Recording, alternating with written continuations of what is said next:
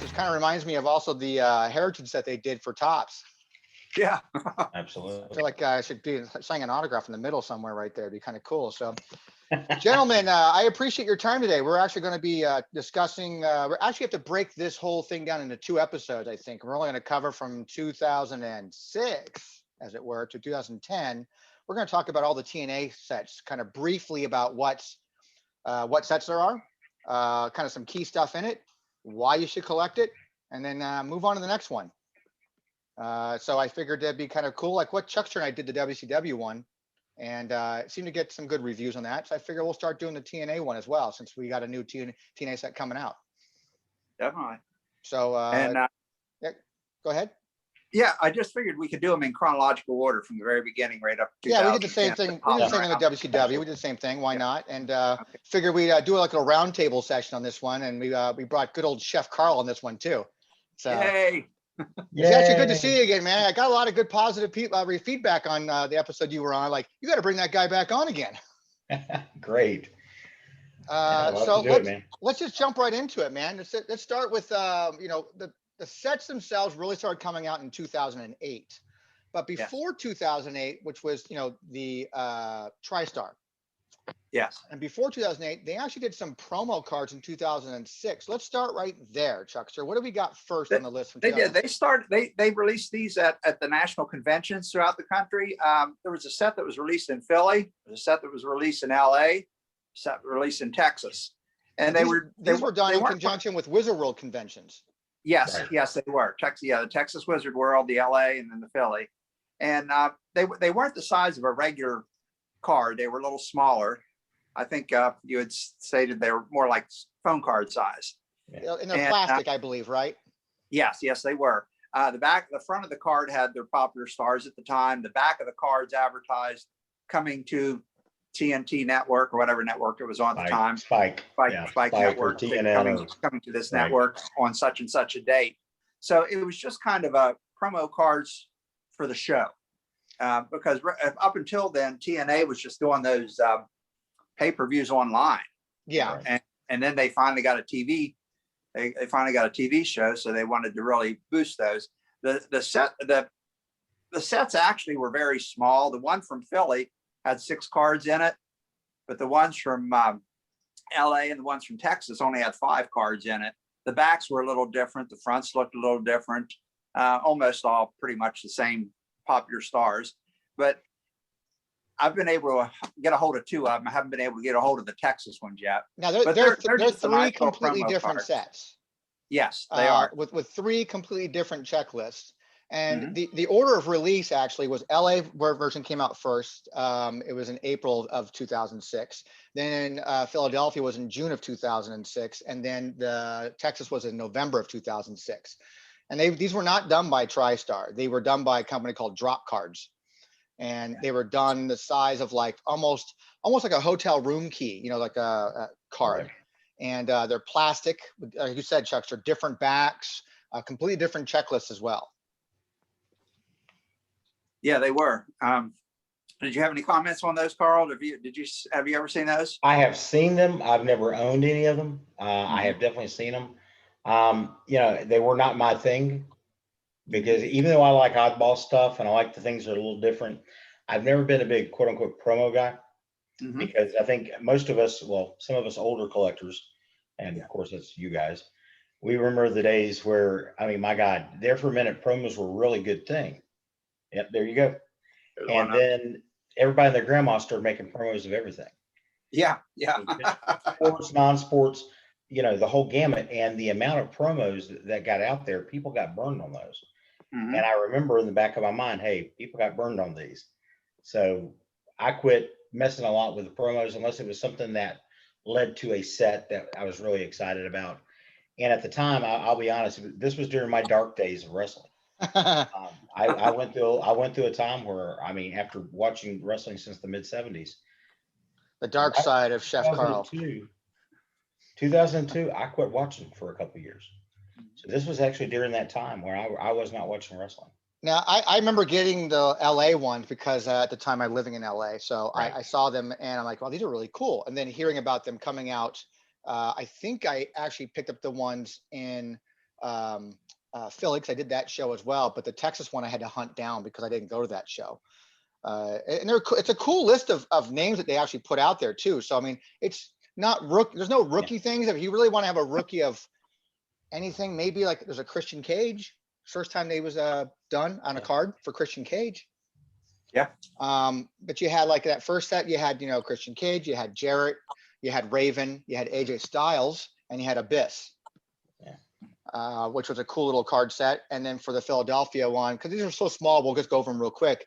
You had Brother Devon, you had Brother Ray, you had Jackie, you had Jeff Jarrett, so a repeat there, Tracy, and Raven again, another repeat. And then you go into the Texas set, and you had Jarrett again, Gail, Kim, Conan, Tracy, and the Naturals. Helps when you're the owner of the company, you kind of get a little bit more exposure. Yeah, I think you do. Yeah. Card number 1, please. Yeah. And then those cards led to the TV show. Once that TV show hit, guess what? All heck broke loose, and TRIstar got a hold of a card license. Yeah, and, but it took nearly 2 years for that to happen. It did. 2009 or 2008, I'm sorry, was when the first one was released. I was so excited when it first came out. I was pre-ordering boxes of this and that because I heard all this stuff that was going to be in it, and ended up it was massive. They had almost every wrestler on their roster sign an autograph card. So that first release by TRIstar was the 2000 TNA Impact trading cards, correct? Right. Yeah, that's correct. Yes. Now that is a massive set because when you talk about not only the base set itself, you had the red parallel as well, and you had a you gold had 3 parallels, and you had a gold base parallel. Mm-hmm. Golds were to 10, or I'm sorry, golds were to 50, reds were to 10, and the purples were 1 of 1. Purple's 1 of 1. So Yeah. and that was across the board for everything in that set, was it not? The base set, the autographs, everything had a parallel. Yeah. Yes, it did. And it also, the base set was only up to 69 cards, which was an odd number that I've ever seen on a set. 69! But then they added 5 insert sets into that. What was that comment? I'm all 69. Yeah. But they had like 5 insert sets that added up. They had like an insert set called Mike's Magical Moments for Mike TNA, where he talked about different little things. They had We Are TNA, which was just different stars featuring on those. This was a set I liked. It was called Muscles Inc. There was 10 cards in that, and they had either a picture of the person's muscle or a picture of the tattoo for the ink part of it. Right. And that was kind of a neat. You didn't see the face. They just said, this is Scott Steiner's muscles, or this is AJ Styles tattoos, or, it was kind of a neat looking set. Then And I like the fact about I'm sorry, Go ahead. didn't mean to talk over. I was going to say the thing I liked about the Muscles Inc. cards that to me was attractive was on the back, it actually described why they got that particular tattoo. Yes, I thought they that was did. kind of neat. I like Christy Hemmy's like, well, I designed all mine. I think Kurt Angle's, for example, was his college or high school mascot or something like that. Mhm. But it was nice. It was nice to catch that little bit of, trivia, for lack of a better term, of hey, this is why I got the tattoo I got. Mhm. I thought it was definitely kind of a neat thing. And then the final insert set they had was, and this one ties right into WTC. It's called Thoughts by Kevin Nash. Yes. And the 5th card in that Thoughts is Kevin Nash's thoughts on trading cards. Yeah. Isn't that awesome? I Yes. just thought that was great. Well, if you go back and I don't have it handy, but if you go back and look at the bio for Kevin Nash in the back of it, the first several releases when he was in, because he was in the TNA at the time, the first several releases that had cards of him, each one, they let him write his own bio in the back, which was something that was completely oddball, where it would say like, during his downtime, Kevin Nash likes to make macrame. And he's was a big prospect for like some hockey league or something like that. Just total made up stuff that has nothing to do with him that he got to write. And I think it's hilarious. And I can't wait to talk to him about it one day. I like the fact on the one on the Thoughts by Kevin Nash on trading cards. He mentions Chet Lemon, who of course was a baseball player for the Detroit Tigers. Yeah. I always thought that was kind of interesting. Yeah, Well, his Detroit Detroit boy. cards wasn't on wrestling trading cards. It was on baseball cards. Yep. His Right. thoughts on that. Exactly. Yeah. So this Which I set thought was came. neat. This set came out, according to information, came out in June 6th of 2008. So we're talking almost 2 years since it had like some kind of a promo-ish type of thing from those, phone type cards in 2006. Mhm. Typically it was sold. What was nice about the TRIstar stuff is they would serial number your boxes. So you knew how many boxes actually existed. And then a base set would be like that oddball 69 cards, and you have like the subsets that like would make up a complete 100 card base set, basically. Right. Yeah. Mhm. And so it was really a really ambitious first set for TNA that had like a typical sports set where you had all this multiple parallels, and then you had like everybody and their mother signed for that card set. It was unbelievable Yeah. how many people signed for that set, and then different levels of that as well. Right. Mhm. And what I liked about their autograph cards too is, and they even advertise this as a selling point, not only would you get the person's autograph, there were special released cards, autographs that had inscriptions on it. Yes. Like you could Right. get an autograph and say Samoa Joe, but then you would get one that says Samoa Joe, Samoan submission machine. Yeah. And everybody was chasing those inscription cards. I remember that because I was Yep. chasing a heck of a lot of them. And that's the first time I'd really seen in-depth inscription cards on the autographs. And they did dual autographs, they did triple autographs. So I got some really nice triples out of there too. Same thing with their memorabilia and their mat cards. They just did some really nice product. And once that was released, I thought, man, I can't wait for that second set. And They put out a lot of interesting ways to collect that product too. So like that, not Yeah. only you had hobby boxes, you had blaster boxes, you Yep. had gravity feed boxes. You can Mhm. even buy a factory set. Right. That and if was you noticed on the autographs too, whenever you picked a parallel up, I think the base cards, the unnumbered autographs, had like silver glitter around the They did. picture. They sure But did. for each level of autograph, say the gold level, they had like the gold glitter or Like there that, you exactly. go. There you go. Perfect. Yes. Mhm. Now I believe, if I'm not mistaken, that glitter outline you have right there around Jarrett's like that. I think it was supposed to maybe mimic the ring. No. Yeah. The 6 sides. Yeah, six-sided Yeah. ring, I think. And so it's it'd be glittered in gold, glittered in red, and glittered in purple. Right. And I chased that Jarrett card that had the inscription KOTM. That was really popular. King of the Mountain. Remember Right. when they did Right. that King of the Mountain tournament, Yeah. and he Yeah. has Jeff Jarrett KOTM. I did manage to get one of those too. So That- if that I'm was a fun if I'm somebody new getting into collecting right now, because we're gonna do this for each release we do right now, because those previous ones were like little promo cards like that. So they're basically just a set, nothing special about it other than that they were kind of unique to the show. And if you're a player collector, then you go after those. But this is the first official release that TNA put out, now known as Impact. What about this that would be appealing to someone? I think you've got a wide variety of people in there that people are going to know from other places. You had people like Sting, from WCW. You had people like the Dudleys, even though they're not called the Dudleys, from ECW fame. So you have a wide variety of folks in there. And as we said, it's very inclusive of the roster. I mean, my gosh, there was even a card of Hermie Sadler, who's a race car driver who happened to promote TNA wrestling in Virginia. You had cards of, unfortunately, Dixie Carter. You had referee cards. You had a good variety of the knockout division, which, of course, in my opinion, around that time, especially with the 6-sided ring, the knockouts division was so far and above from an in-ring standpoint, what was going on in WWE at the time. Oh yeah. That people like Gail Kim, people like Awesome Kong, the beautiful people, of course, Velvet Sky and I know Velvet. yeah, love Velvet. And Angelina. One of these days I'll show pictures of me and her. But anyway, the point being, and of course my buddy Jesse Cressa, ODB, who I'm friends with. And the point being is it gave you an opportunity to see these, for a lot of folks, new people, as well as a good cross section of veterans like your Kevin Nash, like Kurt Angle, like others like that. So to me, it's a good set, especially it's still relatively inexpensive. It's still relatively easy to put together a set if you want to go, good luck necessarily finding some of the unopened product right now. Yeah. But it is still out there. And it's a set that it's a fun set to put together. I think because again, the nice cross section you have of the people who were represented there, who were on the roster at that time. I mean, not that it was not going to happen, but it seems the timing of when they put that set out, waiting such a long time between 2006 and 2008 to finally put that card set out. I think that's right around the time that they signed Kurt Angle to come on board the company too. Yeah. And I think Right. that really kind of really pushed them.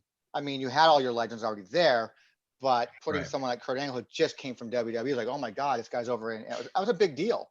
A very big deal. And so I wonder if that might have helped put them into Absolutely. a card set deal or something. But I remember you know, walking into a Walmart and I, at the time, because I had kind of gotten away a little bit, was just starting to come back around to wrestling. I remember it was seeing those blaster boxes that were guaranteed one autograph per box. Mhm. And that I was like, there's no way. An autograph a box? Are you crazy? And I think the first one I bought, I think I got the Kevin Nash and I went, okay, color me impressed. because of the fact that it wasn't the referee, it wasn't the guy on the first match or whatnot. It was you could literally get almost anybody up from that roster, Mhm. in any given box you open. Now, can you hold that Jarrett autograph card up again real quick? Sure. I kind of want to, before I start talking out of my ass here. Now, if I'm not mistaken, it's a sticker, right? Yes. Sticker autograph, but the sticker is embedded. Well, not really. I mean, let me see if I can. Is a sticker layered across the top, or is it Yes. embedded like in like a little cutout? It's embedded on the top. It's Okay. not embedded, but it's on the top. I got you. Here's the Jarrett with the KOTM. Yeah, there you go. There you go. Those are interesting. I love that. I used to have so much of that stuff. I bought so much blasters and got, you just got base regular ones out. You didn't get any special parallel Right. blaster boxes, but I think most of the parallels were in hobby. I think they're hobby, but they're hobby exclusive, I think, right? Yeah, I think so. And include the printing plates, which Right. at that time, 2008, had Topps done printing plates yet for WWE at the time? I don't think they started till 10, did they? I think you're right. I think it may have been 2010 before they did printing plates. Yeah. So for what, platinum? No, the 2010, actually, WWE 2010. Yeah. 2010, okay. Yeah. So they didn't, because WWE, Topps was putting that stuff out in 05, 06, 07, 08. They were putting out releases for WWE. And I don't Mhm. remember if they put out any printing plates for any of the releases from those years. I could be wrong. I'd have to go research it, but I don't remember. So I'm wondering if TNA actually, these TNA sets of TRIstar kind of beat them on that by putting out printing plates. I think so. I think that's what started the fire. And the Interesting. last thing on this set too that a lot of people are unaware of is their video game cards. They had five cards that were stuck in their TNA video game. Yep. And I went out, bought the video game just to get the cards. I never did play the game. But the odd thing about them, and I've never figured this out, maybe somebody has an answer to this. The numbers on the back of those cards are T11 through T15. Where's T1 through 10? I've never seen any of those numbers. Never seen It's them always either. T11 through T15. So I don't know. I don't know why they chose those numbers to include. Well, if anybody from out there can talk to Jeff Rosenberg for me. I mean, I used to talk to Jeff Rosenberg, in the past. He probably wouldn't remember me from Adam anyways, but I'd love to talk to him about that. I'd like to get him on to talk about all the TRIstar stuff that they did. Paul from his price guide, from that advertisement he had in the back of his book, when he published his book in 2010, I helped him get that advertisement on the back of that book for him for that release. Yeah. And so maybe I can reach out to Jeff again and we can get him to talk about TNA stuff. I actually forgot about those video game cards, and that's right. There's nothing, just those five, and that's it. That's it. That's a five. That's why I thought the numbering on them was so odd. And what did the T mean? I don't know. And then why did they just choose 11 through 15? It stands for T's. Yeah, it could be. Torture. Torture. That's even better. There you go. Thanks for torture. Good luck finding these, buddy. Yeah. Okay, so then we moved on from that one. So great opening, great first set they put out. Makes people want to wait for the next one. The next one they put out is Cross the Line. Yes.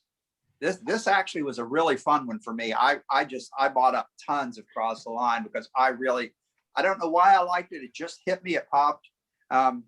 But It again, had 99 another massive set with multiple parallels again. Exactly. Right. 99 base cards plus a checklist, which made it 100. And they did the 3 parallels again with the golds at 50, the reds at 10, and the purple 1 of 1s. And then they started again, they did the massive autographs with the parallels on the autographs and the memorabilias. But then they started doing something they didn't do with the first series. They made autographed memorabilias. Like Yes. I have a Jeremy Borash piece of his tie with his autograph. I think I have a piece of AJ Styles shirt with his autograph. They were just they kind of upped their game. I guess they figured that they wanted to, you know, keep growing and get a little more recognition. And they did some pretty decent. There's the AJ with his shirt and his autograph. Yeah. And they kind of changed the ways, man. I mean, that's when they started out with really small, little tiny swatches. And then they got really nice and big in the later releases, which we'll get to eventually. But yeah, those are really cool looking. I like those. And even from the autograph, I'm sorry. Go ahead, Carl. I was going to say, even from the autograph perspective, the cards themselves that to me visually were more appealing than the ones that instead of being were more horizontal. These to me looked a little better. They had more of the you know, whatever wrestler it was on there. And again, similarly with again around here, you've got the coloring and all that good stuff. I like that little bit about their autograph cards because they made it helped identify what you had, in addition to being the numbering sequence on it too, of course. Right. But you know, you knew right away. It's like I have to look and see what number I had. I got a purple one. Oh, I got a red one. You knew. Exactly. It's just nice because it's, you know, texture. It's almost, you know, glittery. It's kind of cool. Pops a little bit, especially depending on who, you know, depending on the picture. They used a lot of them just kind of popped out at you when you would get one in a pack. You know, it was obvious that you'd hit something cool because of, again, the different design. I mean, just to give you an idea. I mean, and I'm a bit of a velvet collector, so you can sue me later. But the point being is, you know, you go from a nice bordered thing, which these are nice again, to again something that bam pops right out of that pack. Yep. You know, just from a you know, comparing the two. If you got an in-ring shot versus a pose shot first off, so that's a little difficult. But plus, you know, I'm a big believer in simple is more, you know. Absolutely. And two of my favorite memorabilia cards. I'm a big Beautiful People fan too. The paper bag. Absolutely. A piece of paper bag in the card. One of the coolest memorabilia cards they ever did. Absolutely. And this one here is the next coolest one. Sting shirt and bat. Yeah. Embedded in the card. Absolutely. Those are two of my favorites from that set. Love them. Yeah. It's just an impressive lineup, not only of talent you had there, but you also have the level of different types of chase that came out in both of these sets from 2008, which they would continue going through all their entire, you know, run of their licensing run, you know, where you're having quad autographs, quad printing plate autographs, triples. I mean, just the dual swatches, I mean, just so much cool stuff they had in there. What was kind of cool, I think a highlight for this too, was a thing called the High Impact Championship redemption cards, which, you know, they offered you had a thing called, they could offer you a special memorabilia or opportunities to receive a phone call from a TNA superstar. That was kind of cool and unique. I hadn't been done before. Oh, yeah, absolutely. Very unique. Yeah, and that's what, you're right. And I think that's what kind of set them apart, you know, from the other products that were out there, not just in the wrestling game, but in cards in general. And these, you know, I can remember these coming out and again, watching people just. Yeah, I think that first set, like Chuckster mentioned earlier, like that first set made him go like, wow, I can't wait for the next release to come out. And people really clamored for this right away after it came out. Yeah. I do remember that. And this came out in late, it came out on Halloween. It got released on Halloween of 2008, where the other one was, I think June, we said, right? June, it came out in June. So they pumped it out pretty quick. They had these like ready to go, bam, bam. It's also kind of why I think outside of design, they looked very different from each other, but they were still very similar in the fact that there were massive sets with parallels. Same concepts were done in both sets.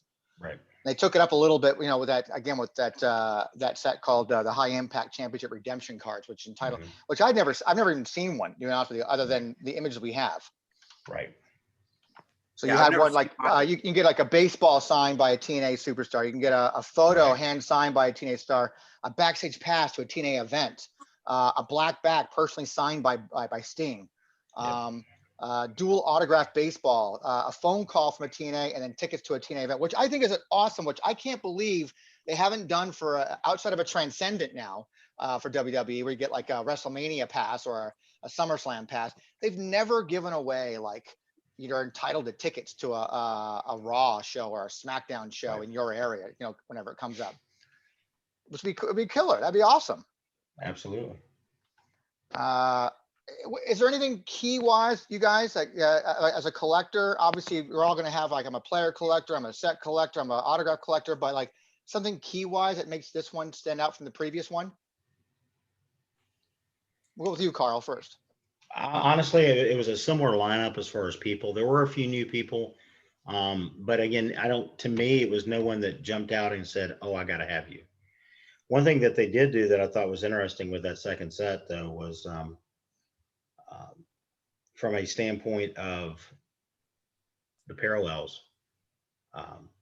I thought, again, it was subtle, but when you flip the back, it was not as subtle. Because I know, like between the silver and the gold, at first glance, I'll be honest, my old eyes, I would have missed that. But again, I think, it was still one that, as far as someone who steps out and said, nothing really jumps out at me on this one. I think it's the next year when, to me, that's when you start getting some more fun involved. But very similar as far as, I think, roster wise. Yeah, I think the Maybe a couple roster is minor. almost identical. I think I don't think there's Yeah, anything special that jumps out as far as if you're looking for that autographs like that. I'm just wondering if there's anything in this set that was like they did different from the previous set, right. which was I think they really expanded. Did the previous set have quad autographs? I They had know triple. They had I triple, know they right? had trips. They I'm had not sure triple. I about don't think quads. we had quad. Yeah, and this one they have quad autographs. Right. So Right. that's a little bit different, which was nice and unique. And again, that special, unique, cash in kind of card, get a bat, get a phone call kind of thing was different and unique. Absolutely. But it was a different design, taking their across the line name, and kind of Right. playing with that. But again, a massive set. And I think there's a little bit of something there for everybody in that set, whether you're a Absolutely. player collector, autograph collector, and Memorabilia. Yeah. memorabilia. Everything. And the print run on it, I think, was similar to the previous one as well, too. I think these boxes also were numbered, were they not? Yes. Just about all the I think products. almost every hobby box they ever did for the TNA product across the line, I think, was. And that was a TRIstar branding type thing, was it not? Yeah. Did they do it for all their other stuff they did too? Not that I can think of any other TRIstar releases they did, but Yeah, I can't either, to be honest. I knew of TRIstar as a company because they would do large, like 8x10, like Right. random Right. packs. Like think of a trading card pack, but the size of an 8x10, you get random Right. 8x10s inside of it. Right. They would do ones that was in a box where you can get 8x10s and an actual autograph of a baseball or a football Right. or something like that. But so when they got into the actual trading card aspect of doing wrestling, which was cool. Oh, cool. A new company now. It's awesome. I didn't know much about their history, but they really knocked it out of the park now when they came to design these cards. And I like the numbering sequence on it. It's a cool set. It's a massive set. As I scroll down the checklist, it's like, I just keep scrolling and scrolling. I'm like, see other monitor for more scrolling. It's like, it's just ridiculous. It's kind of what it was a turnout back then. Even, and Chuckster will attest to this, when we started doing these videos, I was sort of like massively anti-parallel person. But as we've gone on, I've become more of a fan of parallel cards now. I kind of like them as a player collector. For me, I'm a big Kurt Angle fan now. Right. I would go after everything that's, Kurt Angle wise, parallel wise. That's me. It's interesting. They're less of them. They're numbered. Right. So I kind of appreciate them now. And TNA TRIstar would make me definitely keeps me up to date on that for sure for parallel stuff. Absolutely. Let's move into 2009 then. And in 2009 we have 2 more sets. TNA knockouts. Absolutely. TNA knockouts come out. This was amazing because I was so tickled that they actually had a female set again, since we hadn't had one since the WWE Divas sets that they had earlier. So I was so thrilled because the knockouts division was just blowing up at the time, and they were just top of the line. I mean, they had Taylor Wilde. They had the beautiful people. They had Awesome Kong. They had Madison Rain. It was just a great time to watch their women's division. And when they had a set coming out, I'm all over this. And they not only again a really good lineup of people, like you said, Chuckster. I mean, you had Engine of Love still there. You had Awesome Kong. You said Madison Rain. You know, you had Tracy Brooks and Velvet Sky. Sure. I think they even brought in, like, Charmel was there at the time too. Yeah, and, she was. yeah, Christy Hemme. Right. I think they even brought Jacqueline in at the time. Yeah, he was there. And they did autographs from all of the female roster that they had. Now, it was an 89 card set with a checklist, making it 90. But then they also released 2 different types of hobby boxes. They released the TNA Knockouts hobby box. Then they released one called TNA Knockouts Revealed. Yep. And you had to get the box that said Revealed, and you got the short printed cards numbered from 90 to 107. And they didn't make near as many of those. So to get that 90 to 107, those cards are a little more difficult to find. And they were more like glamour shots, photo shots of the TNA knockouts. Yeah, I see Carl smiling. I've actually got a couple of them sitting right here, actually. 90s and things like that. So, yeah, when you have the all-female releases like that, it puts a smile on most people's faces, I think. But you know, because they took this release. It was their first release in 2010. Came out in April of 2010, and it featured some really cool stuff that we've kind of already seen before, with the Fleer stuff with Kiss cards and the top stuff with Kiss cards. And then they had obviously more printing plates, you know, double, triple. Did they have? And they had quad autographs in this too, I believe, as well. They even had a 6 signature one, I think, right? Right there it is. The Main Event Mafia. Which is crazy that they have a Main Event Mafia in an all-girls set, you know? Yeah. Now they say there were different levels of this. This is the turquoise level, numbered to 25. I have never seen the lower number to this. Every one I've ever seen has been numbered to 25. I'm sure they're out there. I've just never run across them. The lower number. What are the how many parallels do we have on this one? We have, on just their basic set, you have a silver numbered to 40, a gold numbered to 10, purple 1 of 1 for your base sets.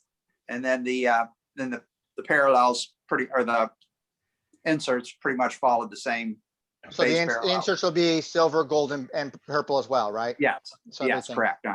And that's on every level of everything, right? They did what they called mail call cards. Yes. Right. They were autographed cards, and they would have a male wrestler and a female wrestler stickered on the same card. Now I have the one with Jay Lethal and Taylor Wilde. And the sticker that's on it is a silver sticker. It's not a clear one like all the others. It's a silver sticker signed, I think, in blue ink, if I'm not mistaken. And they were pretty neat. I was only ever able to get a hold of one of them because people were chasing them pretty good. And because you had some strong names and from the men who were there. I mean, there's a Sting, for example. I'm pretty sure there's Kurt Angle, Samoa Joe. I mean, a lot of, again, solid names that again most of us know from the male's division. There's one of the male call ones. Lethal and Taylor. And I mean, and it's the front design, it looks like they just took a base card and put 2 stickers on it. That's what it looks like. Exactly. That's all it is. Yeah. That's getting kind of lazy there, isn't it? Well, which is interesting because there's actually some other. Go ahead. You go, Chuckster. I was gonna say they did Kiss cards. Yes. First time the TNA pulled out the Kiss cards. Yeah. And they went hog wild on those critters. Yeah. Yes, they did. Oh, they didn't go that crazy. I mean, they could have had dual Kiss cards, like a Kurt Angle and somebody else, kissing it. Yeah. Well, they even did Kiss cards that was hand signed and hand numbered. Yep. Yeah, those are nice. So those are on card. Yes. Yeah. That's also very nice. I like that they're on card. The other thing I thought was interesting was some of the, the autograph part of the set, not just the mail call ones. Nice. Those are so cool. Good grief.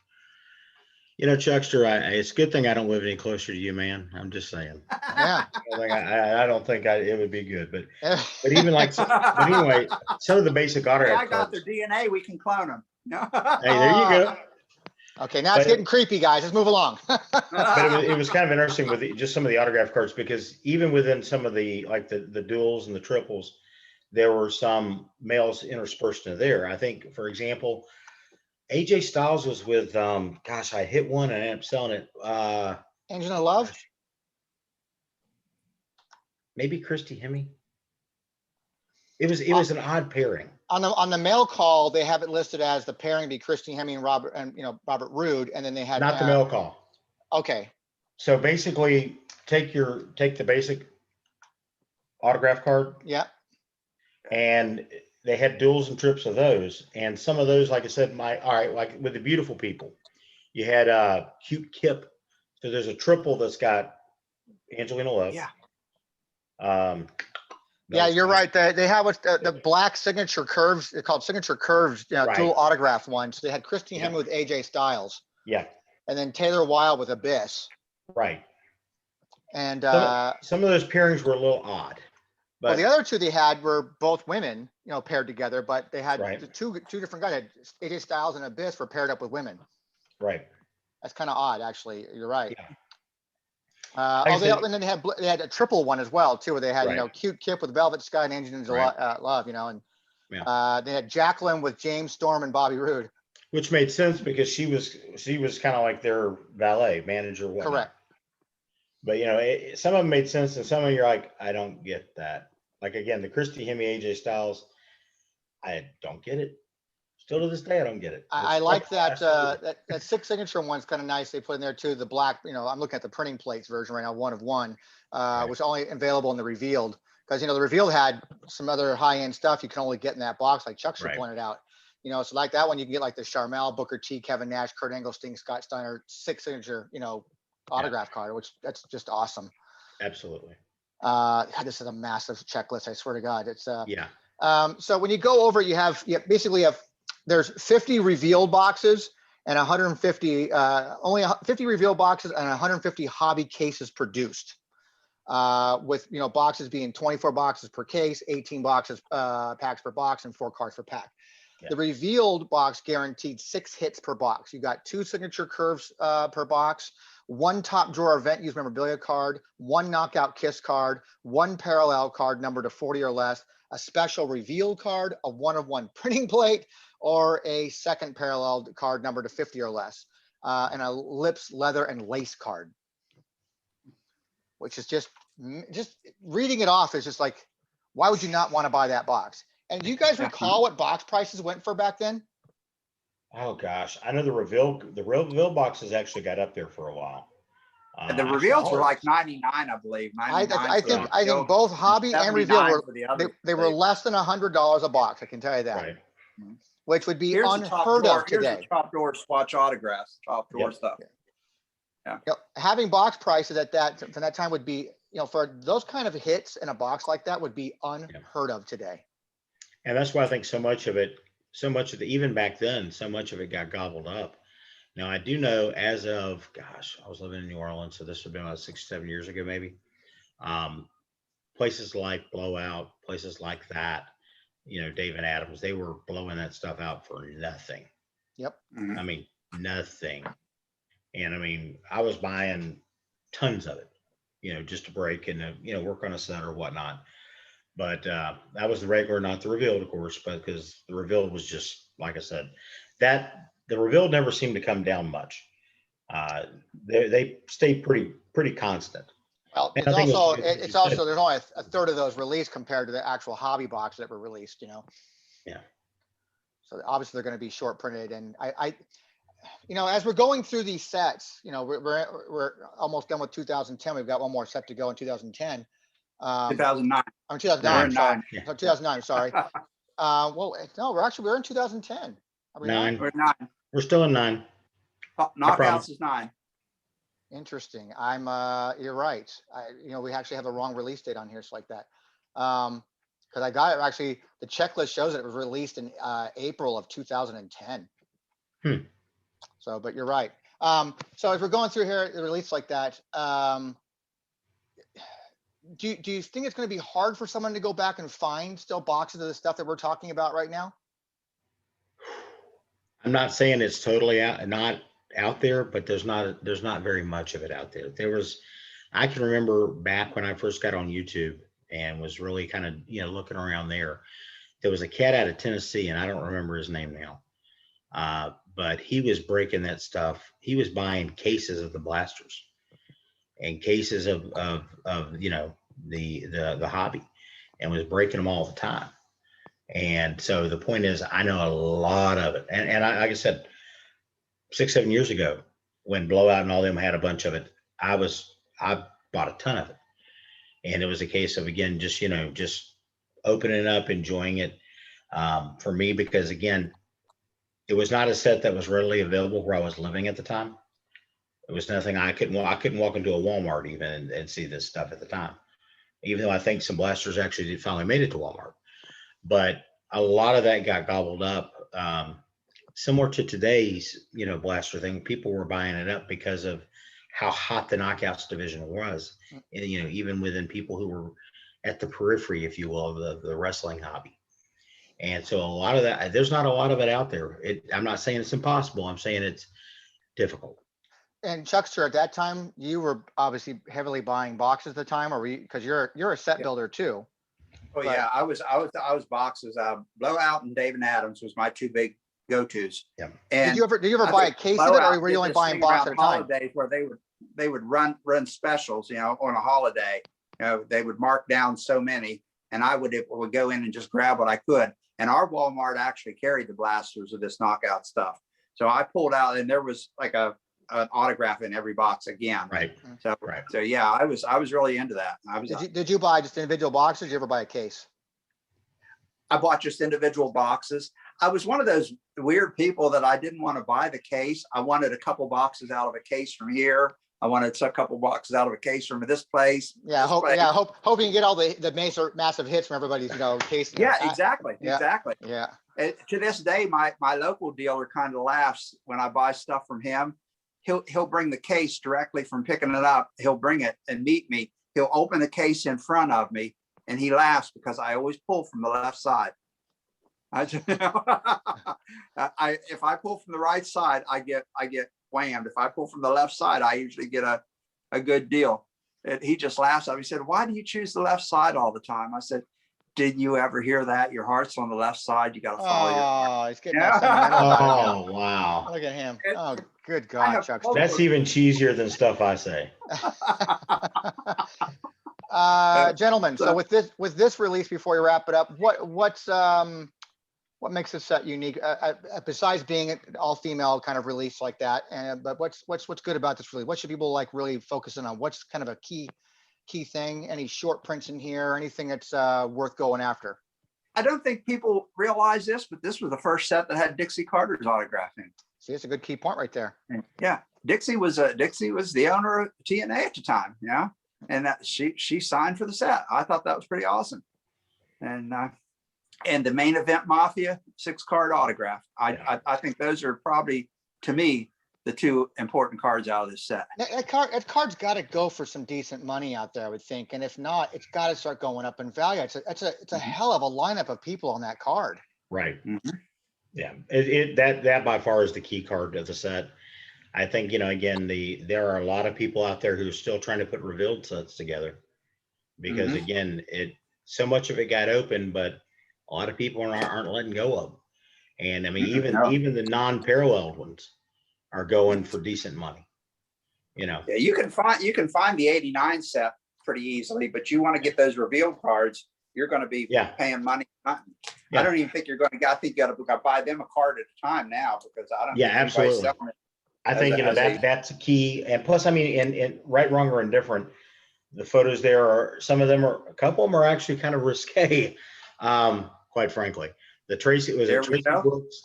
Yeah, exactly. Like the Tracy Brooks right there. Then there's the one of Tracy and SoCal Val together. That probably not safe for a lot of work places. Yeah, probably won't post. I won't show that. Hey, well, I mark all these videos as not kid friendly, so by all means. But the point being, I mean, those are sets that. Now, somebody had an uncut sheet of just the revealed. Yep. That's the one in question. Yep. Definitely not safe for most places, people's work. I've done many conventions where I worked with those girls at many conventions. That was a very hot, that whole that photo session right there. There's a lot of outtakes to that photo session. And Exactly. we sold a lot of those as 8x10s. Yeah. Absolutely. I love those girls. They're so much fun to work with, and Yeah. I do miss them. I wish I can go out there and see them Almost again every soon. single one of them who I have actually met in person, I've met not all of them, but most of them are just real down to earth, very fan friendly, good people, for lack of a better term. And you don't have a lot of the crap you get with some other folks out there. That's true. I agree. So moving on, the second release from that year, we've got which set is that? TNA Impact. Yep, 2019 A Impact. It doesn't appear to be, it's still a big set, but not quite as big as the previous one. Yeah, but there's a really weird thing on the base set of this, because they released them in hobby and retail. Yep. If you bought the hobby box, the base set, which by the way is 99 base cards in the base set, and they had the parallels of silver to 20, gold to 5, and purple to 1 of 1. But here's where it gets weird. If you bought the hobby box, the little nameplate at the bottom with the person's name in it was red with a black border around it. Mm-hmm. But if you bought it in a retail box, it was red with a yellow or with a white border around it. Interesting. And a lot of people don't know that. I have just all the black because I bought hobby all the time. I don't have any of the retail, but it was. I can put it to retail and have no hobby. You guys need to talk. Uh-huh. So, but it was just, that was just the strange thing to me when I saw that. Why would they do? I mean, I get why they did it. They're going to sell more cards, you know. Absolutely. But it just, because people are putting together a set and they pick up a card here and a card there. Check that little box at the bottom. So it's possible someone can have like half black and half white. You don't have a complete set. So it's possible someone thinks they have a complete set and they can have a mix of different color cards in it. I'm talking about that little box here at the bottom. Yep. And here's the name in red, and then the little border around. Oh, look at it. Yeah, totally different. Yeah, and if you get the retail, you're going to have white. So technically, we have two versions of the base set. Right. Yes. And then the outside of the parallels. Right. Yes, correct. Interesting. Fun fact. I don't even have that listed. I'm taking notes as we talk, so I can update information sections on this stuff when I get to those. Always find something new. We're gonna have this much fun. Always finding something new. So this set was released later in the year, around August 2009. As previous to if people care about that stuff or completist, you go after those sales sheets, or distributed prior to release too, which is kind of fun, nice and colorful stuff. This one they had only 100 hobby cases were made. You had your maximum impact hobby box, which guaranteed 6 hits. Those were 600 boxes produced, and you had your regular impact boxes, which guaranteed 4 hits per box. So again, they had different variations on what kind of hobby boxes you can get. Absolutely. And of course, also numbered as well. Yeah. Again, same thing. And again, they went nuts with the autographs again. Of course. The 2 big hits that I pulled out of this, I pulled one and bought the other one. Sting did face paint cards. Yep. Where they used his face paint. They did the white one. Is here. Yep. And then a white face paint with a black background. They did a white background with the back one that he actually autographed. And it's an on-card autograph. Nice. And let me look here. No, I'm sorry. It's a sticker autograph. I'm sorry. And then it has like a little raised stamp of authenticity right here on the corner. I don't know if you can see it real well or not. Yeah, you do. It's an emboss. It's called an emboss. Yep. Yes. And this one's like 1 of 10. So that would be they call it the green. It's called the green Sting face paint card. The green. Yep. Yeah. Greens are numbered. So they had different level. They had basically gold, blue, green, and purple. Yep. And again, yeah, because the number on the back screen. Okay, I see. Yeah. Those to me, that was another unique thing again that I think TRIstar did that was again, no pun intended, very impactful. Yeah. was the fact that they were doing very different, memorabilia.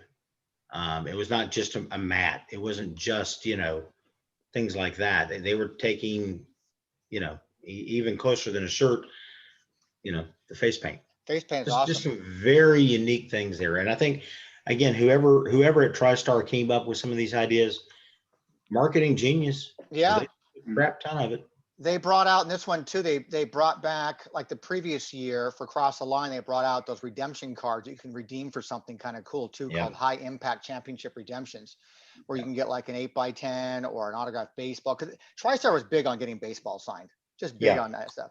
Well, the parent company of TriStar used to put on a lot of the sports memorabilia shows in the Houston, Texas area. They still do them.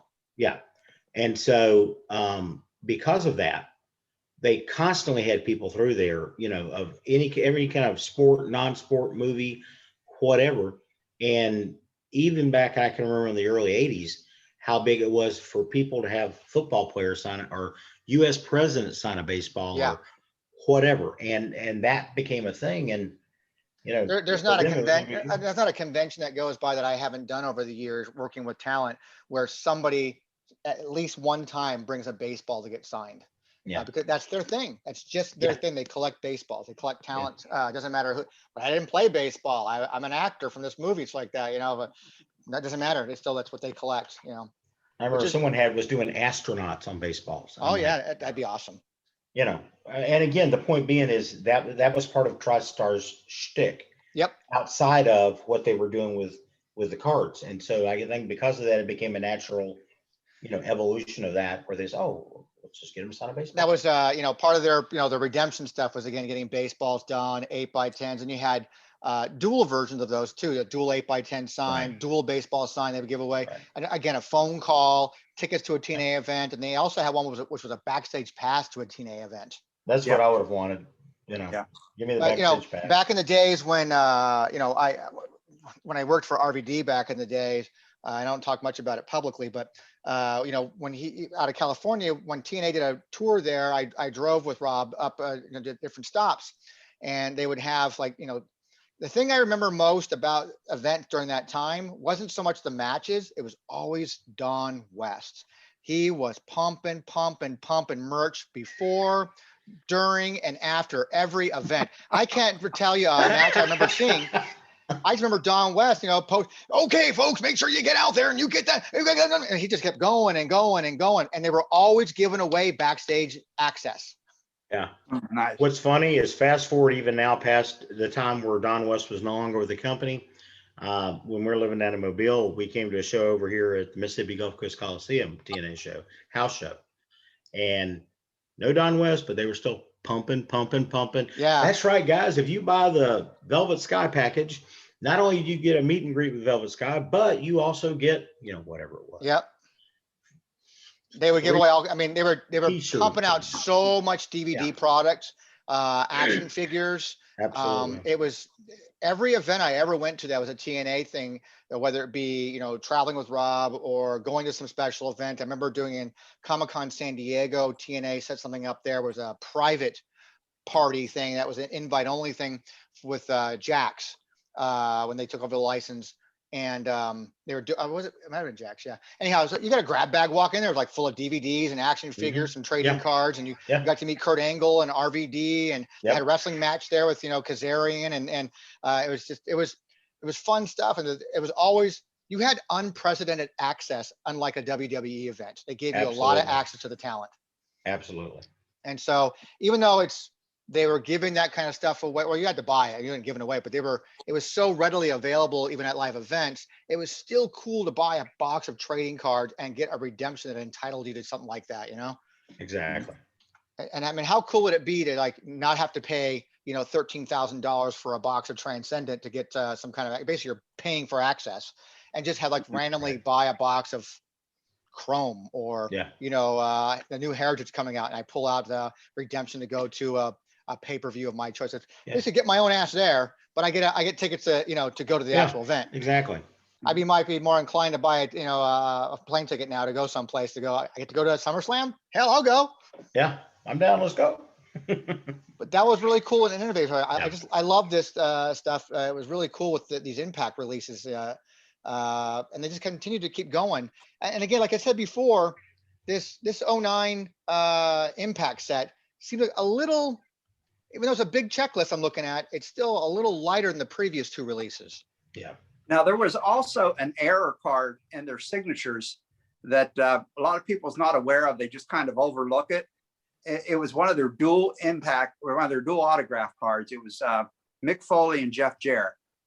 Now, they had several levels of parallels of that card, but the ones that are numbered to 60, I think it's a green or gold. It's a gold, I'm sorry, numbered to 60.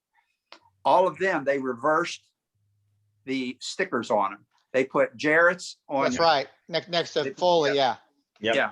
Got it. And they only did it on the set that was numbered 1 to 6, 1 to 60. So there's Yeah. only 60 of these errors out there. This is actually number 1 of 60.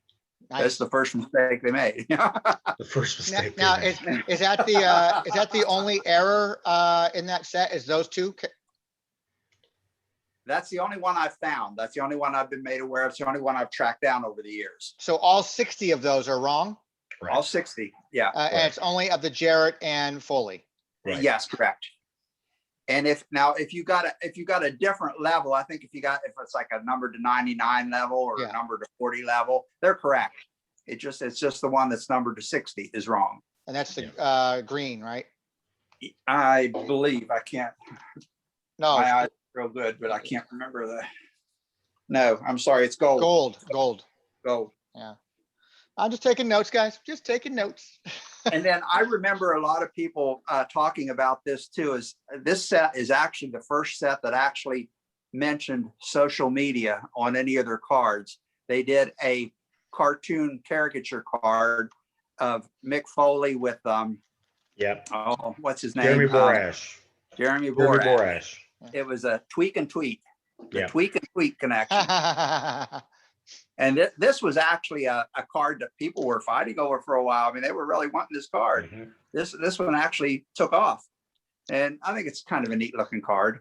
I mean, It's it's a nothing special, but it's a was base just set fun. card, correct? Yeah. Yes, it's base Yeah. set. It's number 99. Okay. And it was a popular card at the time, and it still is.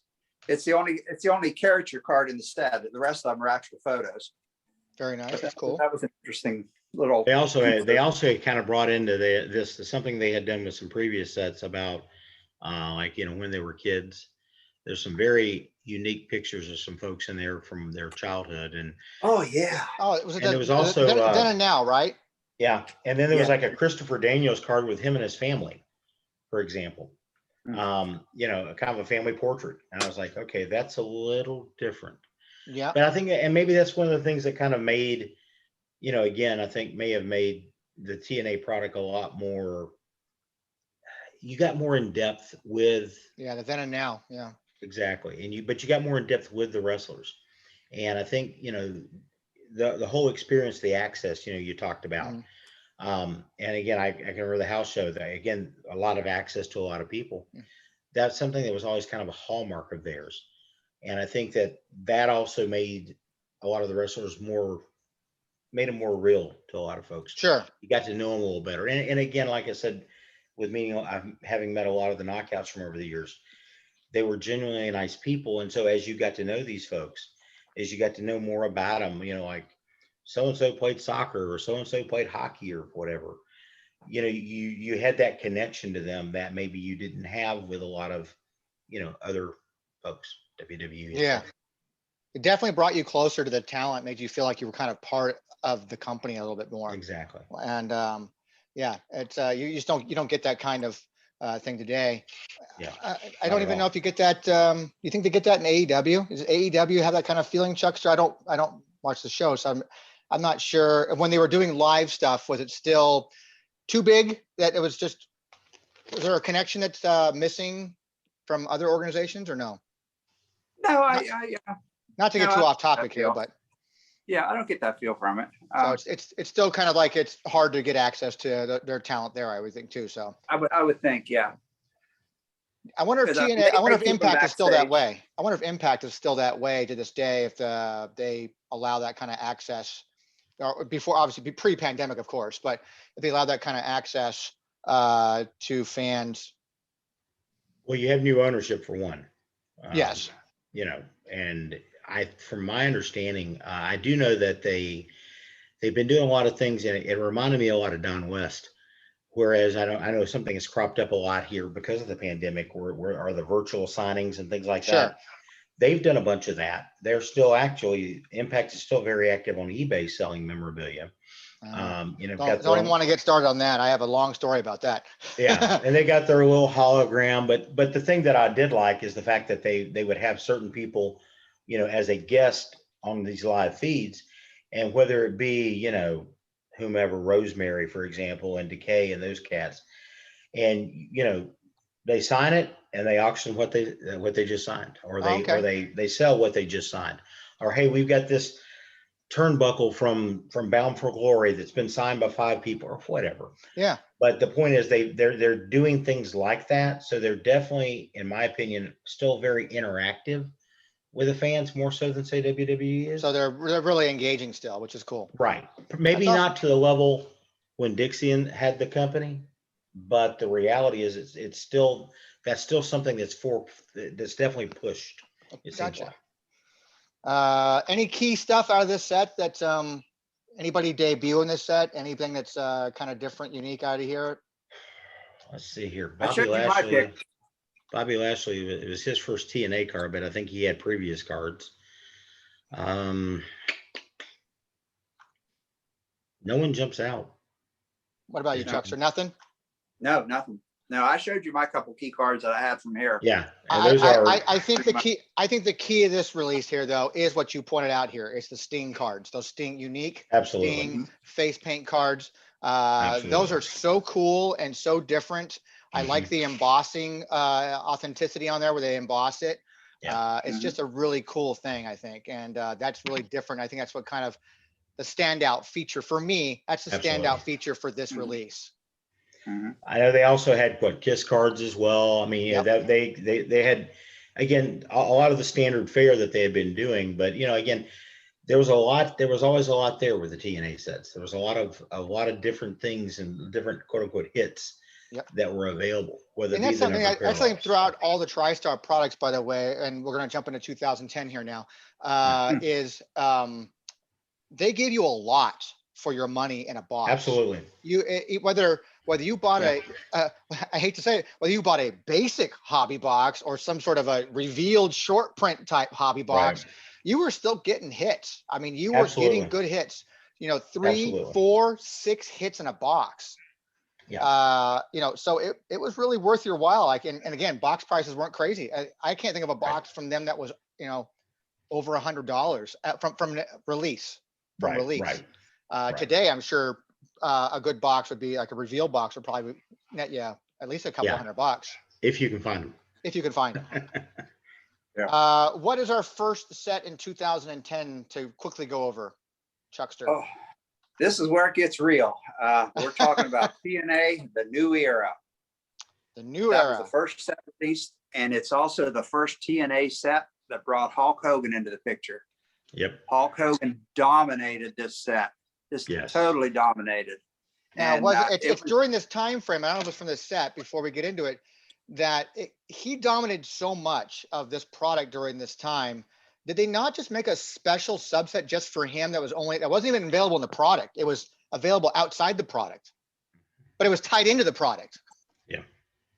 Yeah. I think it was like 6 or 8 cards. I think I have those somewhere along here.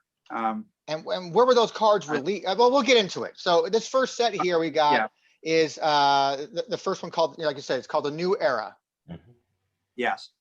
And they had parallels again, silver 30, gold 10, purple 101s. Purple 101 stayed current all through everything. Yep. The other colors tended to change from set to set. And this is a 90 card base set. Yeah, with a checklist making it 91. And then cards 90, but actually the checklist didn't have a number. Cards 91 through 100 are short printed cards. Those are the OBAC cards, and they were done in the OBAC style cards, which is kind of one of my favorites of all their cards. There was only 600 of those cards from 91 to 100. There was only 600 of them made. Gotcha. Either one of you have a card to show that? I do not. I probably do, yeah. Because they're such cool cards, you know. Yeah, they are. nice throwback. You know, it's kind of almost like the Alan Ginter one, like what they did for Tops, Right. which are some of my favorite cool designs. I love those ones. Yeah, I love that. Yeah. Very the cool. The flare pops, definitely, the Sting.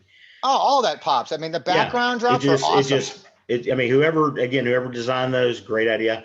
I know they also did some OBAC stuff with some of the shows, some of the promos.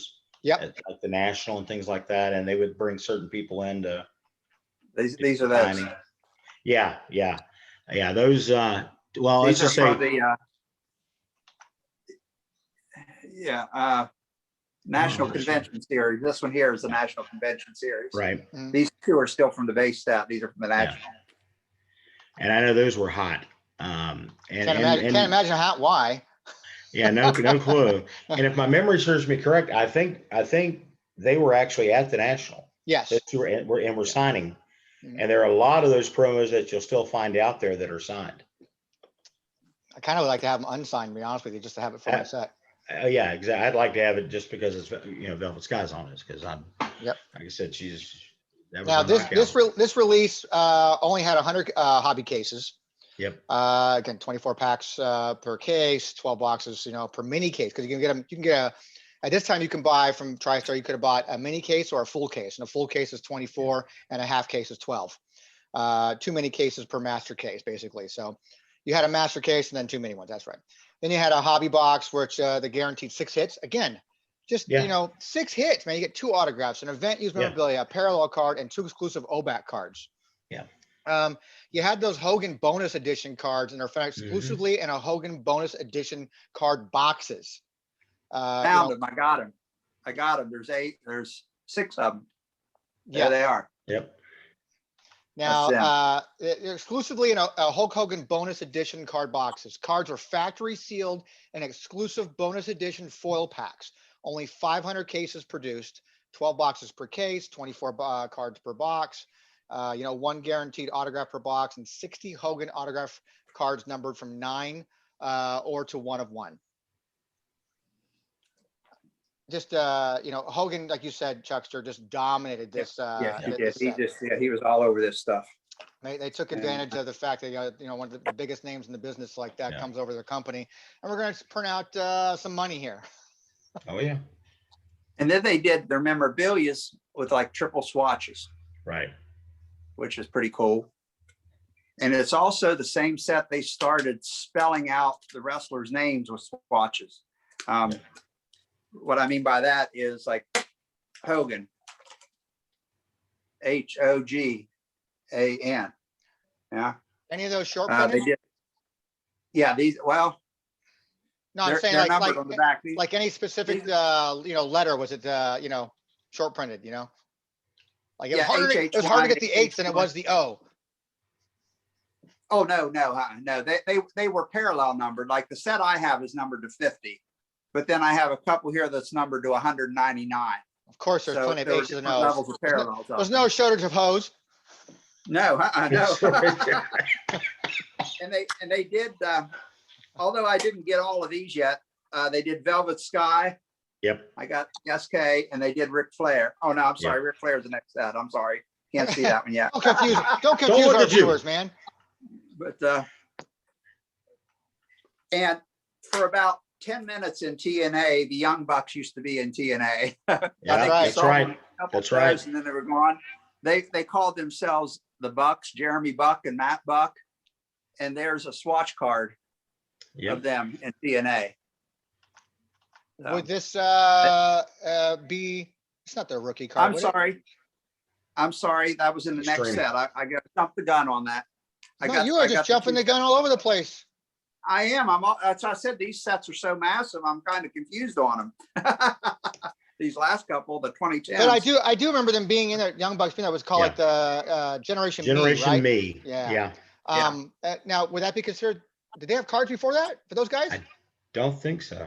Not with TNA. Did they have any cards before that? I don't know that they had anything before that, to be perfectly honest. Because now we're getting into something that might be interesting here. We got 2 guys that helped form a new company that are big time guys. Yeah, Maybe well, Yeah, they're going to be whether in the you, next whether you, set. whether you want to like them or not, it's like that. They still are. Yeah, absolutely. They're definitely names that people know. So, but is that something we consider in their TNA years? Is that their first card? Would be a rookie? I think that is their first card ever. Yeah. I'm doing one quick little look to make sure Well, I now, didn't now interrupt something. I know of a Young Bucks card from 2005 and from an indie set. Okay. So it definitely there you not go their then. very first, not their rookie card, because they were in the IPW independent set. Okay. Which would be super yeah. hard to find as it is like that. When we start talking about independents like that, as opposed to, nationally public released stuff that was pulled out of packs, Right. it becomes a gray area of what's considered a rookie or an extended rookie or that kind of thing. It's definitely, I think, IPW their was a first pack pull. They did boxes. mainstream. IPW Correct. did boxes. I think yeah. their first mainstream card. That's a better way. Yeah. But that's again, it's a different release. We're not in that release yet. It's like that. Right. But, Yeah. I jumped the gun on so it. not only do we have, this is like Hogan's all over the place in this set. Oh, This Yeah, is he all. is. This is also the debut of bringing in someone like Rob Van Dam. yeah. Actually, they do have a new generation on the new era. They do have a base card. Card number 18. Base card. The Bucks. Card number 18 is Generation Me, TNA debut. Yes, it is. Yep, you were 100% Yes, it correct, is. sir. Yeah. There you are. Ta-da. Dun, Which dun, is dun, funny 'cause dun. Their next card, I think it's like their next card actually looks a lot better. That's a terrible picture. That's what we have right there. Yep. Yeah. Those are the kind of guys that they came to date my stepdaughter, I'd have shot him.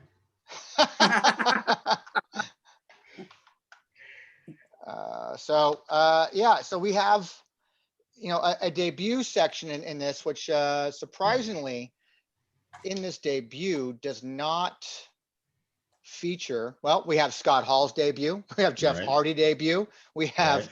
The Nasty Boys. the Nasty Boys, Bischoff. Yep. They even gave, Brian God Kendrick. forbid, they gave Bubba the Love Sponge a card. I forgot about that. Yes. Mr. Anderson. They should all be burned. Oh, sorry.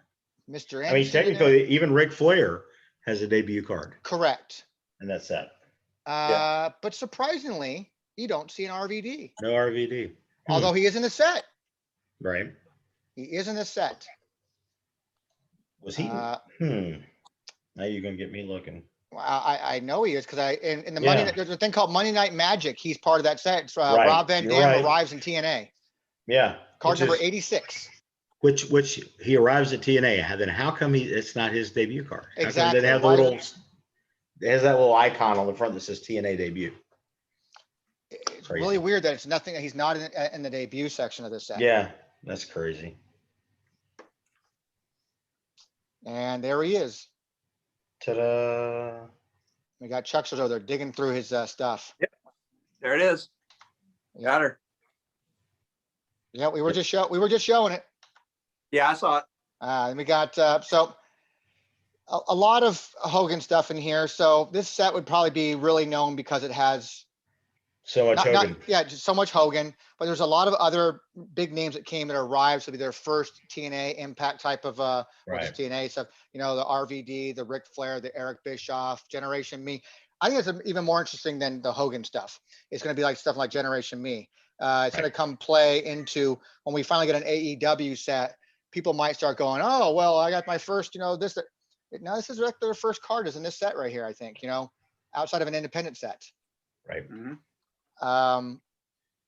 Anything else that grabs your guys' attention out of here? It's collectors should know about besides some debuts. I think I like their triple autograph cards. They did them really well. Yeah. I thought they did a really good job with their triple autographs. Yeah. it's nice. Look, it's a green parallel one right there. Yeah. Velvet Madison Rain and Lacey Von Erich. And even the singles. I mean, to be perfectly honest, the singles were nice. You also had, like I said, for international people, you had the first Ayako Hamada card. Oh, that's true. That's another good point right there too. If you're into international folks, I mean, that's, Oh yeah. Mhm. because I mean, Yeah. my gosh, huge in Mexico, huge in Japan, of course. But but outside of things like that, you've got some really, I think it's a strong set. Because again, there's always going to be hindrance because of people like Hogan, Flair, etc. Yes. But like you said, with the Bucks, you know, with them being there, it's obviously something that, especially as the AEW cards come out, as people start getting excited about that, I think it's going to just take this particular set, the New Era set, and I think it's going to bump it up significantly. Yeah. Because of the fact that it's, again, their first mainstream card. Yes. Now, again, but I'm with Chuckster there. You know, you look at the independent stuff that's out there. I mean, that stuff's scarce as hen's teeth anyway. Yeah, well, it's already there were low print runs and almost that stuff anyways. I Right. think it's like even, you know, a couple hundred sets is still a low print run, you know. Absolutely. We have a real strong lineup of again, of people who've debuted in here that are major players from other organizations. So you're going to have your Hogans. You got Ric Flair, you got Foley in there, you got Sting, you got Kurt Angle, you got Rob Van Dam, you got Mr. Anderson, you even got Six Pac. Yep. You know, he's going to be in there as well. You know, first time cards, you know, mass of Generation Me. It's a strong set. And I think over time, this is going to be highly desirable. I mean, the autographed of just unnumbered retail autograph parallels. There's 55 different autographs in this set. Yeah. Of just that alone. Yeah. Before you even start getting into the parallels. So it's strong. It's got a little bit of everything for everybody in here. You're going to have your printing plates, your parallels, your autographs, swatch cards. It's just a solid set all the way around. Absolutely. What is next, Chuckster? We go to the TNA icons. We've only got 2 sets left in 2010. TNA icons is one of them. We're again looking at 100 cards set with a checklist and parallels. There isn't any short printed that I can tell in this set, which have your golds to 25, your reds to 10, and your purples 1-1 again. Again, they did the memorabilia cards. They took a set of autographs and took some like iconic figures. They called them iconographs and had them autographed. They did Sugar and Spice autos, which was the female signatures. They did the Next Generation autos, which was the new up and comers. So they broke down their autograph sets into different sets, which I thought was kind of a neat thing. And they also had like 4 OBAC cards that were signed at the National Convention only. The National Convention is interesting. You bring that up because a nice segue here into talking about this. This actually it had a street date of August of that year, like August 11th, according to my notes. But it actually debuted at the National Convention Center on August 5th, which they had an exclusive national icons box you can get that had 7 different autographs that were included as box toppers in each special national autographs. Those have got to be really short printed. And yeah, there's only like, I forget how many there was of those because they never did give a number, but I actually got a couple of the boxes from the National Convention. It had a little sticker on it that said National Convention release, look for autographed OBAC cards. And I managed to get all 7 of them. I have every one of them. Yeah, from your box, correct? Yeah, you were supposed to get all 7. No, you only got 1 in a box. Does it say? Okay, it says only 1 in a box. Oh, gotcha. I bought like 3 or 4 boxes, and then I ended up finding the others on eBay. You're right. They were box toppers to that special box. So yes, correct. But that's all. That's every one of them right there. Now you take 200 boxes and divide that by 7. That's not going to be very many. Not very many. Each card at all. Then you had, like you said, you have the limited edition OBAC cards. There was 3 different limited edition OBAC cards that were produced for the National Sports Convention. There was actually 4. 4? And you got them like when you went to the meet and greet and they signed the card for you at the meet and greet. Yeah. And there was all 4 of those. It's the first time a Spider ever signed a wrestling card right here. That's Tara and her little spider. What was his name? Poison. So there's actually, we have to fix that on the checklist, Ben. There's 4, not 3. Yeah. So there's all 4 of them. And there's the backs of the cards. But I just thought that was neat that she signed her spider's name along with her name. I thought that was pretty cool. I've seen Al Snow sign some things occasionally, but Al Snow and Head. Yeah. They did that with his SmackDown cards like that. He signed, there was Al Snow and Head. So what's what else do we have with this release? It's good about this release. Well, here's something interesting that you don't see much anymore. Card numbers 81 through, what card number was it? 81 through 89. You flip them on the back, they make a puzzle. Oh, puzzle cards. They weren't short printed. It's just part of the main set. Yeah. And Couldn't find anything nice to write about him on the back, apparently. no. Well, I mean, they put him everywhere else in these sets going forward. They may as well do that. I'm just playing, guys. Just playing. Oh no, that's awesome. Here's kind of one of my little favorite pulls from the Iconograph set, numbered 5 of 5. Yeah. A phenomenal one, AJ. Yeah. Nice. There were a lot of inscription variations on And that's nice too. I like that. because I think Jared had like, gosh, he had several. I think one was like Music City USA, one was like Slap Nuts, one was like, you know, whatever. Yeah. And then there was, remember Rosie Lotta Love? Now there's her base gosh. card.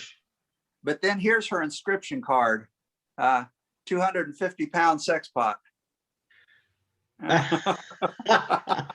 Good grief. Interesting. Wow. So again, it's another massive set with multiple parallels. Yeah. You know, nice subsets like the previous ones. They did a lot of stuff with subsets where you have your icons, your signature moves, your red, yellow, and right, and next generation by the numbers, piece of history, countdown to lockdown, book pay-per-view. It's just another typical, you know, solid TRIstar release.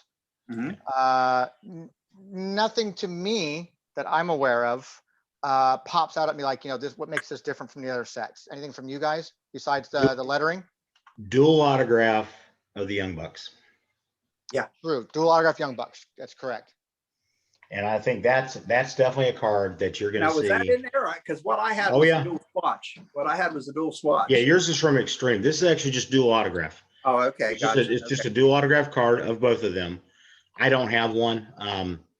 Because again, look like the guys I'd beat up for, you know, trying to date the daughter kind of thing. But I think that card is going to, again, when the AEW set comes out, whenever that date is, that card right there, people are going to start saying, oh, well, they had cards before. Oh my gosh. And you're going to see a run on that card. I guarantee it. It's I'm looking on the checklist trying to find those guys. It is under, hold on. It's a silver other dual autographs, unnumbered, retail and Howie both. It's Max Buck and Jeremy Buck. So it's A2-2. Yep. Correct. Okay. Just looking it up. You hide and watch that card. When people start really getting a hold of this AEW set that comes out, you watch that card. Oh, I have no doubt about it. I think you're right. I think people are going to start hunting this down, and you're going to watch that price go up. You had even the gold parallel version. They were in that, so they had their parallels from that stuff as well. Yep. It's gonna, like I said, it's gonna get stupid. So Hogan, all those cats out there who are already cornering us elements of the market as it is, go ahead, buy them up, submit them to PSA. Send them to PSA. And I'm picking. I ain't got nothing negative about either of those cats. The cats in question who do stuff like that, but because they're a little bit more old school, which I appreciate. But I tell you, that's gonna be one of the next big cards. That's gonna go stupid. I agree with you. I agree with you a lot. Sorry, I just got a request for Kurt Angle for a booking. So, okay. And then anything else we have on this? Nothing. Again, we have the Hogan, special Hogan stuff. The lettering stuff in that one as well, which is really cool. I think you're 100% right there, Chef Carl. I really think that we're going to have a run on people looking for this Generation Me, the Young Buck stuff on here, and I think that price is going to go up. So if we're going to be speculating, I think it's a pretty good speculation right there. Yeah, definitely. And then we wrap up this year with the Extreme. Yes. Now, TNA Extreme, I wasn't as impressed with the base set as I was all the little extras that they did with it, their frills, because I think they got a little lazy with their base set now. I mean, it was more action shots, but they just didn't, it was a dark, the background was dark. Yes. Like a gray or black. And it just didn't stand out to me. I mean, you got mean, you got good looking cards, but it just, I don't know, it just doesn't have that colorful, you know, feel Well, to it. maybe it's trying to fit the theme of being extreme. Maybe. But then again, if I was going to go like that way, I would have gone more of a blood red or something, you know? Yeah. And you got, again, you got your 100 card base set with your checklist. And then the short printed cards, again, was cards number 101 through 110. They were Jeff Hardy art cards where he drew cards. They printed them on cards. Not a bad looking, just kind of bizarre, but you know, it's Hardy kind of Jeff Hardy. Definitely Jeff Hardy. Exactly. And so that was kind of a neat set. And then they also released OBAC cards in this set too. And they were, you could find them in the boxes. There was 8 of those. And we got all 8 of them. Yeah. Right here. Yeah. Nice. So but those are the big takeaways from the main set. I don't know. If someone like you wasn't so impressed with the base set, what made up for it in the chase stuff? Well, let's see. Let's pull it out here. At this point now, we're what, 2, 4, about 7 sets in now to. Yes. 2, 4. Yeah, we're 7 set now. They put out now in 3 years. I mean, we're seeing a lot of repeated stuff. Yeah, we are. Now this is where it came in, where I jumped the gun earlier. This is the set that had the Bucks double swatch. The memorabilia. Okay. Which I still think that even though as a second year card, that's also going to be desired and go after. Absolutely. And one of my favorite, they did some like throwback stuff to the old ECW days. They did a 4-way quad card. Okay. Like all the old ECW guys. They did a lot of 4-way swatches in this one, which I was pretty pleased with. And this is also the introduction of their oversized swatch cards. Which is now what I loved. That's my first Kurt Angle card I got was an oversized swatch cards like that. And I love that. Yeah, I might be wrong on that. No, I'm not. I'm right. The one I pulled from this set, Mickey James. Yeah. Nice card. Yeah. Referee shirts. Absolutely. And this is her debut now? Is this a release from her debut in the company or no? I believe so. She wasn't in the previous set, was she? I don't think so. No, she wasn't. No, she wasn't in either. So yes, I would say her debut. So that's a significant thing of people who are, Mickey James fans. Absolutely. Yeah. And also did once again, they did the lettering card, velvet. I'm sorry. Yeah. Velvet. Not here because this will go into our next set. But for another day. Yeah. That'll be on the next show. What was interesting to me about the set in general, with using the extreme theme and paying a lot of homage to the ECW guys, they also had that pay-per-view around that time. And a lot of the images that they used for the card set came from that pay-per-view and the things leading up to that pay-per-view. What gets kind of funny, shall we say, for some, especially for some more ECW type fans and collectors, is some of the guys were not able to use the names that they used in ECW. For example, the Blue Meanie is known as Blue Tilly. Yes, that's true. Then you got someone like Balls Mahoney who actually signed and is printed as his real name, John, whatever it is, right? Yeah. Right there it is. Perfect example, Reckner. Yep. You have other people like that. The one that I always thought was the funniest was the fact that you had Beulah McGillicuddy. She's on the duel with her husband, Tommy Dreamer, and I think was it Trisha Dreamer or something like that, which doesn't even look like it when you look at how she signs. But the point is there's a lot, so you have a lot of things like that is depending on how you view things like that, how many autographs over the years did Balls Mahoney sign, for example, where he actually signed his real name?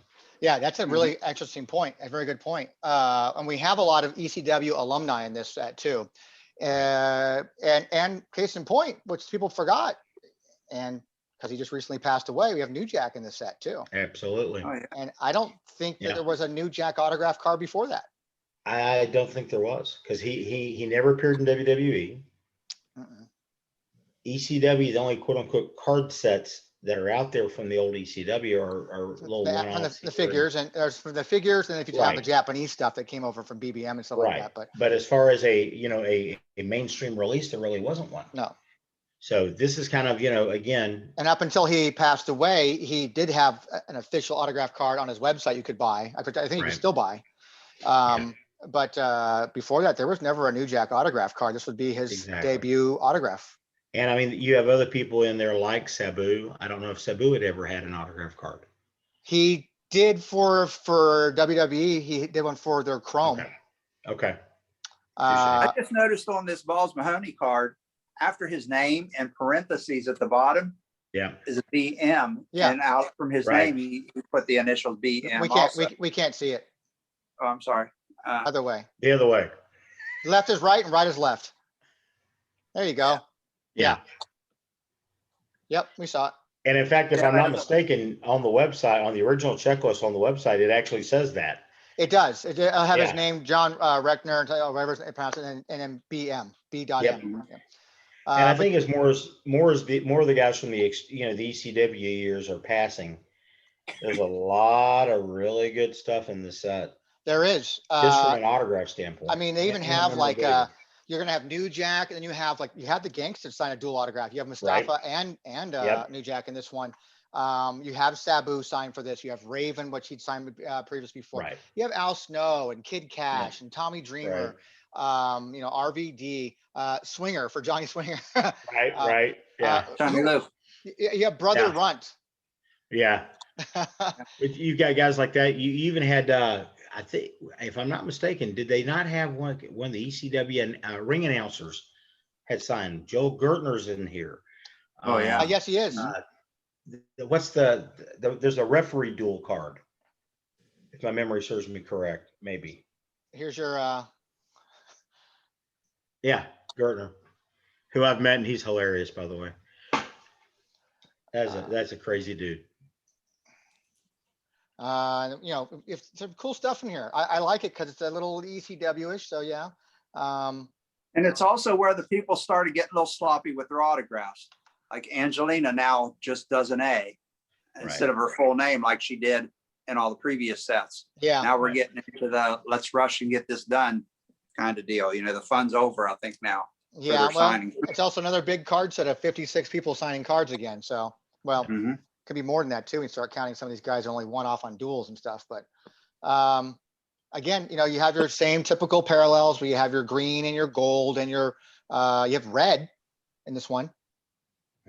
And I think is there a purple in this too? And purple as well. The purple's a 1 of 1. I think there's 4 or 5 levels of parallels in this set. In the autographs, yes. In Yes. the base, it's only 3.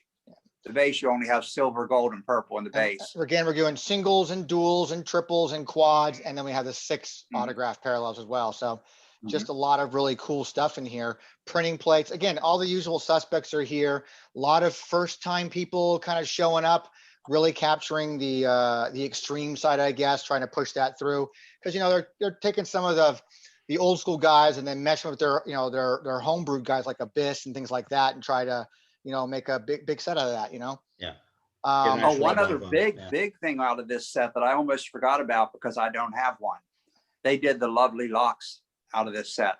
Oh. Where they pulled a piece of the hair from the woman's head, embedded it in a card. They did Velvet Sky, Angelina Love, SoCal Val, and Christy Hemme. And they only numbered them to 3 and to 1. So there's only like 4 of each one of them. I've never owned one, but that's a kind of a chaser there too. That's borrowing from 2000 and this is 2010. Yeah, definitely it's borrowing from other releases that overseas from a different genre of type of cards. Let's put it that way. Yeah. I sold those pretty heavily too for a while because same demographic, you know, 18 to 34-year-old horny guys basically. So, so, you know, TRIstar, and they weren't done yet. You know, we'll get to them in another episode because there's a lot to cover. But we've still got a couple more years of stuff they put out. And boy, did they. And boy, did they. They put out a lot of products. You think these sets are massive? Wait till you get into some of the later ones now. Yeah. Absolutely. And you know, this episode is not intended to be a release breakdown. We're not going through and talking about individual cards themselves per se, just kind of pointing out these releases, what kind of stands out from these releases, what was introduced, what to kind of look for maybe in this release. kind of like what Chuckster and I did before with the WCW stuff, going through the years Exactly. of just figuring out what's what and where it came from and what to look for. But definitely a lot of stuff to cover here. I think we kind of covered some good stuff. If people looking to find these cards, like Chef Carl here said, man, they're kind of hard to come by now when he's looking for boxes. Oh yeah. I think finding singles and some of these things are still going to be okay to find. It's just, if you're someone who likes to break and look, you're going to have a hard time finding stuff. Are going to pay dearly for it, I think. And not Chrome and Undisputed kind of prices, but maybe pretty close. Pretty close. Oh yeah. I think, like I said, even the base sets, I know I've noticed over the last couple of years, because I've bought a bunch of loose packs, from different people who've had them. I've also bought, bulk packs, whatnot, boxes, whatnot. And I can tell you that the set prices just for base sets has started slowly creeping up. There for a while, I mean, base sets were selling for like $6. Yeah. Any of this, $6. I think when I inquired with you, Chuckster, about the base sets you had available, because I'm going to be opening up a store here in Phoenix. Right. I may revisit with you. It's like that, and pick up all of your extra TNA sets. Yeah, that's fine. They're here. I mean, they're just sitting here in a box. Yeah. I'm sitting right here, right next to me is the box you sent me, sitting right here. I haven't even. I know at the time I had some TNA for you. You see, you passed on those at the time. I passed on at the time. Yeah, I just wanted to focus on the WWE stuff. But you know what? I may just go after some of the TNA just to have them, just for variety, just for when customers come in, have it for variety. Absolutely. But well, gentlemen, I think we covered some good stuff here, and I hope that we get some time here soon to cover the next batch of TNA stuff, because people need to know about these sets. I think they've forgotten. I think people forget about these sets. There's some good stuff in here that people need to be aware of. Definitely is. I've enjoyed this stroll down memory lane. This has been fun. And I think as we come with the AEW stuff, we have some characters who have appeared in these TNA releases in the past that are now going to be probably featured, we assume, in the AEW sets. And people are going like, hey, did they have cards before this? Because there's a lot of, I think they're going to bring in a lot of new collectors too, which I'm really excited about.